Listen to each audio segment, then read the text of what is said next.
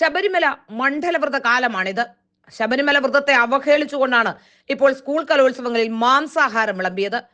മണ്ഡലകാല വ്രതത്തിലുള്ള വിദ്യാർത്ഥികളും അധ്യാപകരും രക്ഷിതാക്കളും പങ്കെടുക്കുന്ന സ്കൂൾ കലോത്സവത്തിൽ മാംസാഹാരം വിളമ്പി എന്ന ഞെട്ടിക്കുന്ന വാർത്തയാണ് ഇപ്പോൾ പുറത്തുവരുന്നത്. മലപ്പുറം ജില്ലാ സ്കൂൾ കലോത്സവത്തിലാണ് മാംസാഹാരം വിളമ്പിയത്.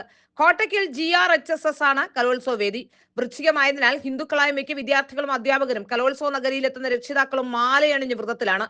ഈ സാഹചര്യത്തിലാണ് വിശ്വാസത്തെ വ്രണപ്പെടുത്തുന്ന തരത്തിൽ ചിക്കൻ വിഭവം വിളമ്പിയത്. ഉച്ചഭക്ഷണത്തിൽ മാംസാഹാരമുണ്ടെന്നത് ബോധപൂർവം സംഘാടകർ മറച്ചുവെച്ചതായും ആരോപണമുയരുന്നു. വ്രതത്തിലുള്ളവരുടെ പാത്രത്തിൽ വിളമ്പിയപ്പോഴാണ് പലരും അറിഞ്ഞത് തന്നെ. 10 ഭക്ഷണ കൗണ്ടറുകളിൽ ഒരിടത്തു മാത്രമാണ് സസ്യാഹാരം ഉണ്ടായിരുന്നത്. ഇത് മനസ്സിലാക്കാതെ കൗണ്ടറുകളിലെത്തിയ അയ്യപ്പ ഭക്തന്മാരുടെ പാത്രത്തിലാണ് ഇറച്ചി നൽകിയത്. Kottur Ahammad Kurikkal memorial higher secondary school manager Karuthadath Ibrahim ഹാജിയാണ് ചിക്കൻ വിഭവം സ്പോൺസർ ചെയ്തത്. ഇടത് അധ്യാപക സംഘടന KSTAക്കാണ് ഭക്ഷണ കമ്മിറ്റി മേൽനോട്ടം. ഭക്ഷണ കമ്മിറ്റിക്ക് ഭക്ഷണ മെനു തയ്യാറാക്കാമെന്ന പഴുതുപയോഗിച്ചാണ് മാംസാഹാരം കൂട്ടിച്ചേർത്തത്.